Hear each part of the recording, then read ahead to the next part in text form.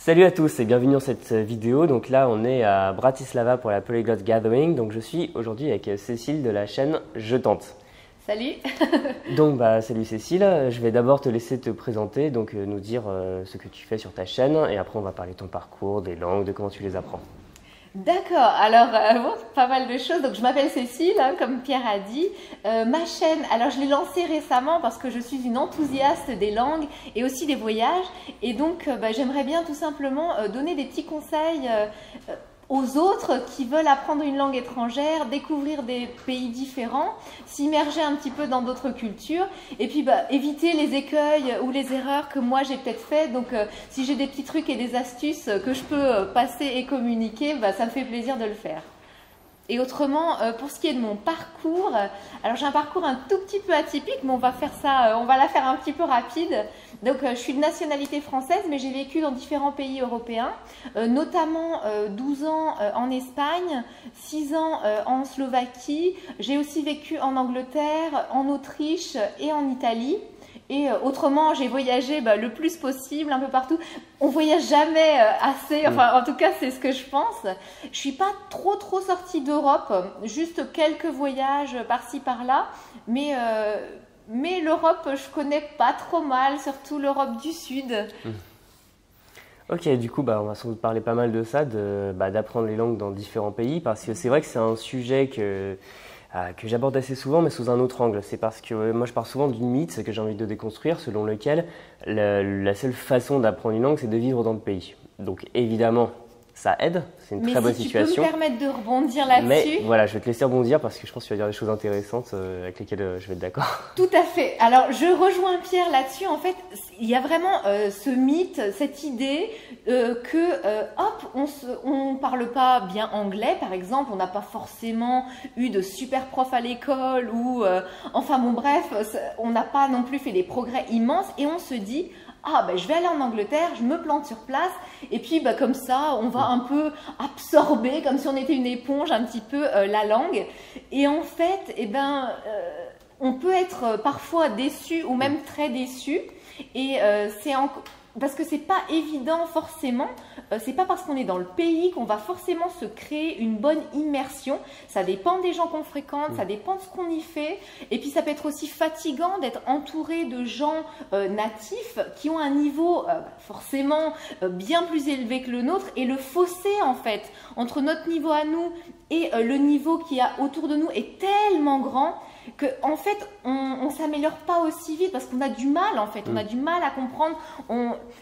Et donc surtout moi c'est une chose qui m'est arrivée en Slovaquie.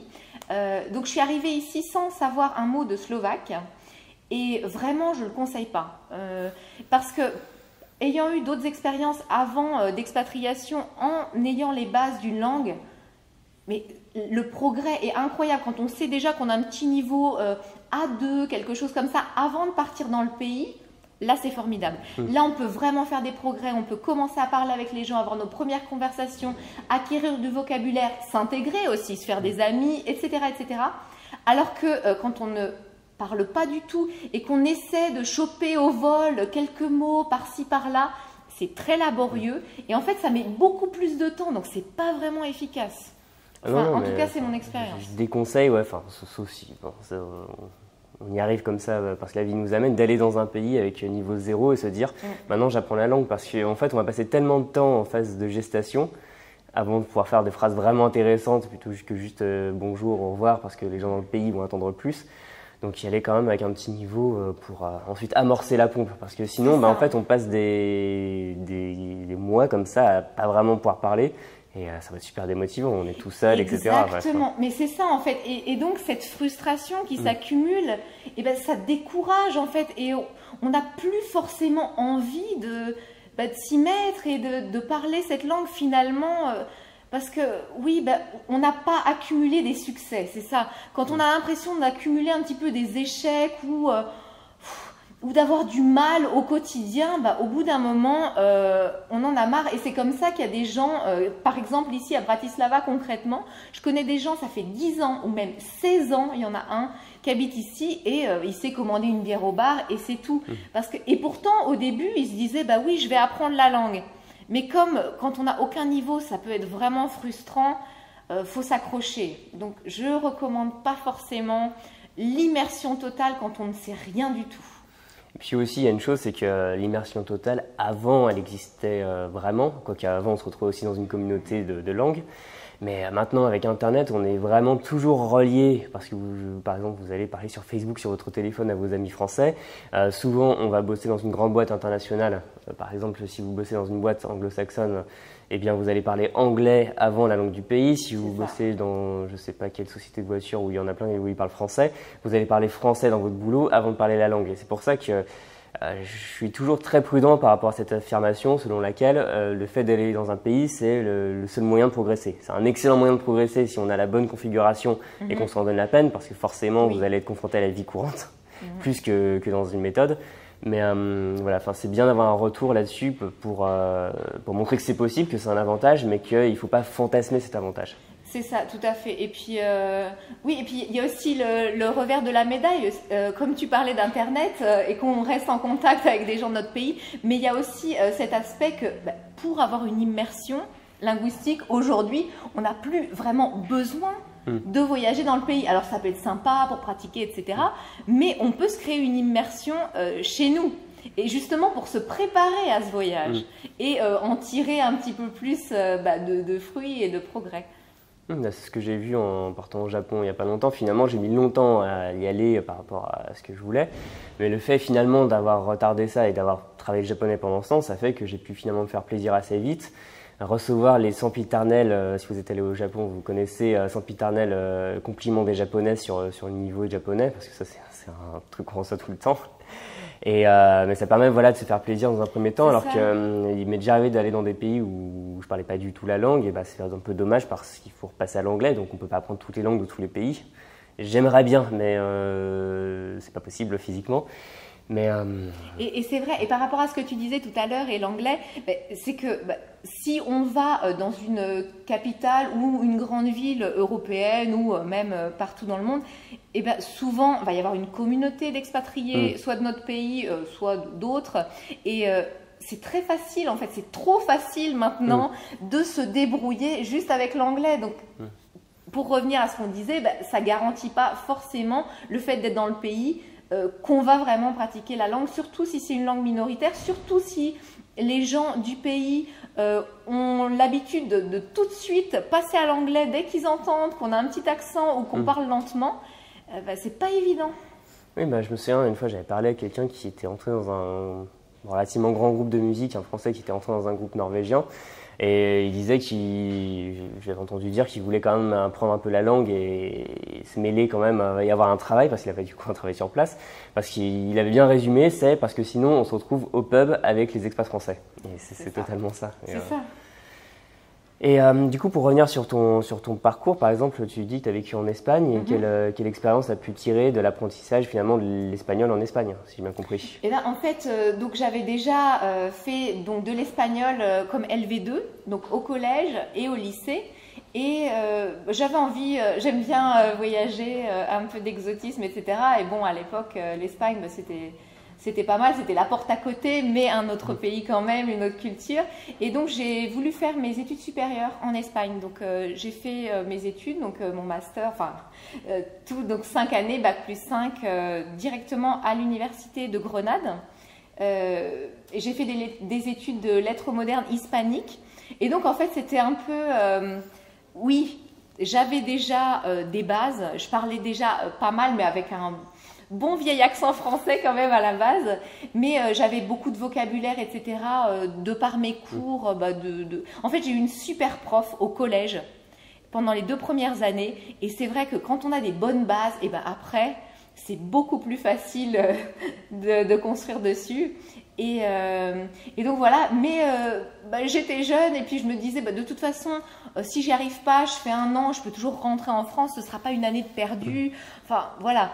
Mais c'est vrai que j'ai adopté cette approche de plonger dans le grand bain sans trop savoir nager. Donc je me suis inscrite en lettres modernes espagnoles. J'avais jamais lu un livre en espagnol en entier.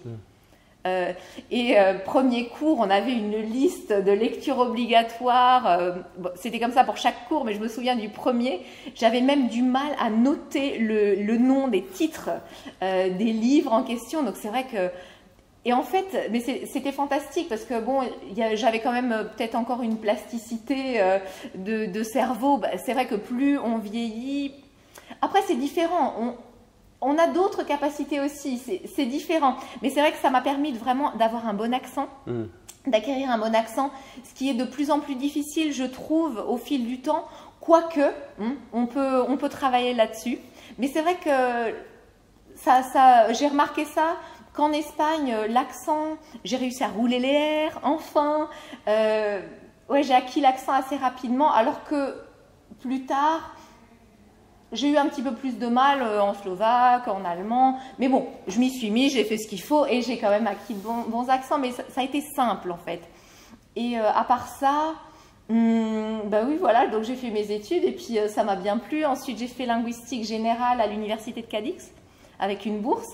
Et puis bah, petit à petit, j'ai commencé à faire un peu de recherche sur les manuscrits du siècle d'or, donc à l'université et au CNRS espagnol. Et justement, quel niveau maintenant tu as en espagnol? Qu'est-ce que ça t'a permis de faire justement, de faire vraiment cet apprentissage en immersion dans le pays? Oh bah, je pense que ça a complètement changé ma vie en fait. Parce que vraiment, en espagnol, je me sens bilingue. Il y a même des choses que j'ai étudiées, que j'ai appris à l'université ou des expériences que j'ai vécues, que je sais dire en espagnol. Et j'aurais un petit peu de mal à dire la même chose en français, je ne saurais pas forcément... je devrais chercher un petit peu la traduction sur Internet. Donc c'est dire. Mais bon, après, ça dépend dans quel domaine. Et oui, ça a vraiment tout changé pour moi parce que ben, je me suis accrochée en fait. J'étais motivée, j'ai eu envie... Je sais pas, ça m'a donné une espèce de goût de l'effort, mais goût de l'effort dans le plaisir, quoi. Ça me faisait plaisir, j'avais envie d'apprendre et tout, et donc ça me motivait, et c'est bien après quelques années de lycée où j'avais pas mal de facilité, donc je faisais pas trop d'efforts, et donc c'était bien, et puis alors ça m'a aussi permis de voir une mentalité complètement différente, de découvrir une autre façon de penser des gens, d'autres attitudes par rapport aux choses de la vie, etc. Ce qui m'a beaucoup plu, par exemple, c'est... bon, alors en France... Bon, quand on est ado, etc., on a tendance à avoir un peu honte de ses parents, on n'a pas forcément envie de traîner avec eux. Alors qu'en Andalousie, quand il y avait la feria, donc la fête foraine, annuelle et tout, mais les ados sortaient avec leur grand-mère, toute la famille dansait ensemble et tout. Et j'ai trouvé ça formidable, quoi. Donc oui, ça remet les choses en perspective et puis ça permet de perdre un petit peu ces aspects de personnalité un peu franco-française que j'aimais pas forcément. J'avais beaucoup honte de choses où j'avais l'impression d'être observée, jugée, regardée, alors que depuis que je suis allée en Espagne, maintenant je suis comme je suis, voilà. Et c'est vrai que si j'étais pas allée en Espagne, bon, c'est juste une anecdote, hein, il y a plein de choses, hein, je pourrais te raconter des centaines et des centaines de choses comme ça, mais je pense que ça illustre bien ce que ça peut apporter aussi au niveau de sa personnalité, quoi. Comment ça peut nous enrichir, nous, en tant que personne, quoi. Et par rapport à la Slovaquie, parce que tu habites ici en Slovaquie, donc on se retrouve pour l'événement, et justement, comment cette langue, est-ce que tu l'as apprise avant? Est-ce que tu as débarqué ici? Et du coup, comment tu as fait pour l'apprendre?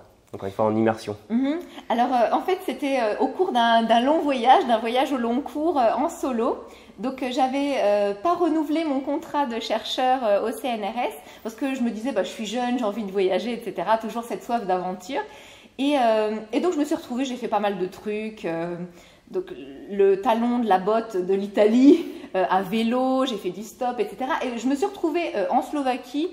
Un peu par hasard, enfin, j'avais prévu de continuer d'aller vers les Balkans, de voir tous les sites qui sont patrimoine de l'UNESCO en ex-Yougoslavie.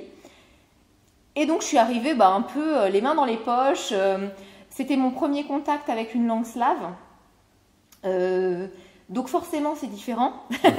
J'avais déjà un contact donc, avec des langues romanes et aussi des langues germaniques, donc l'anglais et l'allemand. Mais le slovaque, c'était vraiment une autre dimension complètement.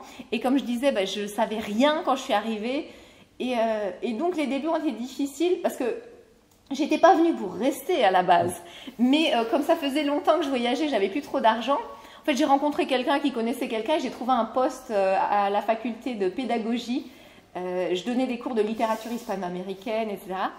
Et je me suis dit, je reste 1 an et je renfloue un petit peu les caisses. Et puis ensuite, je continue vers les Balkans. Et puis finalement, je suis restée.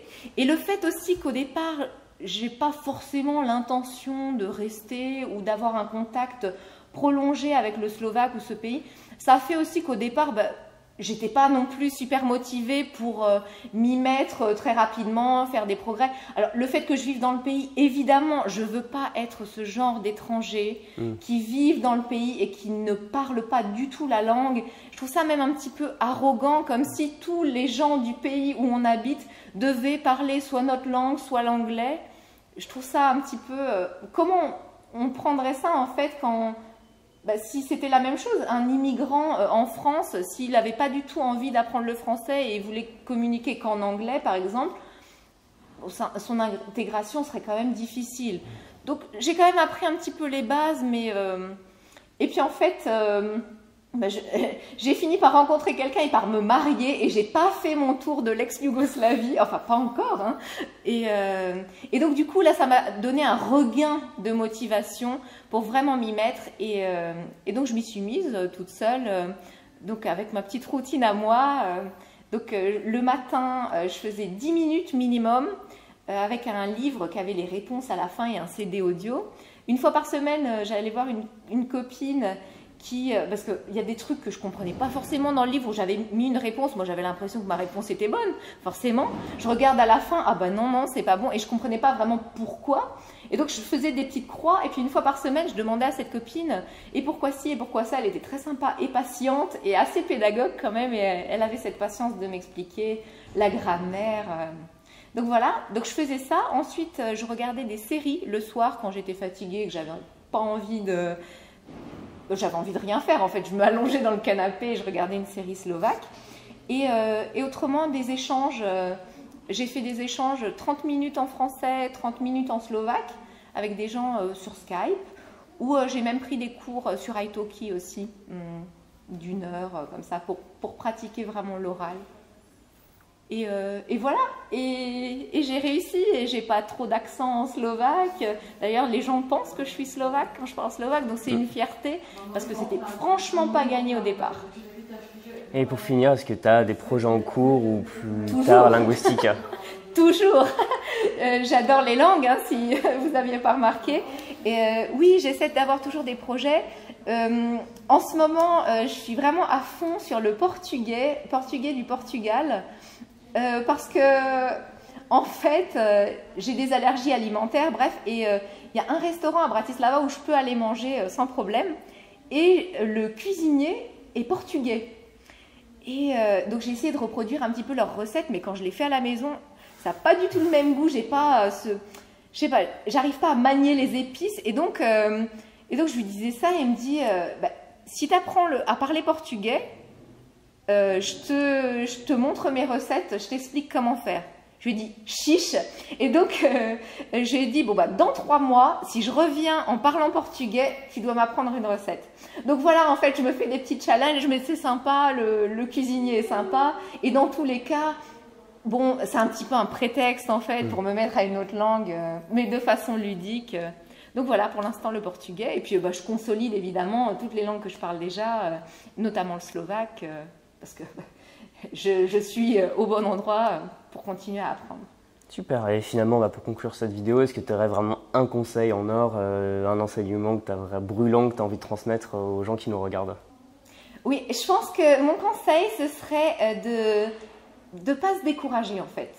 Parce qu'au départ, on commence à apprendre une langue parce qu'on a une motivation qui peut nous venir de plein de choses. On a envie de découvrir la culture, on est intéressé, on adore les sonorités de la langue, etc.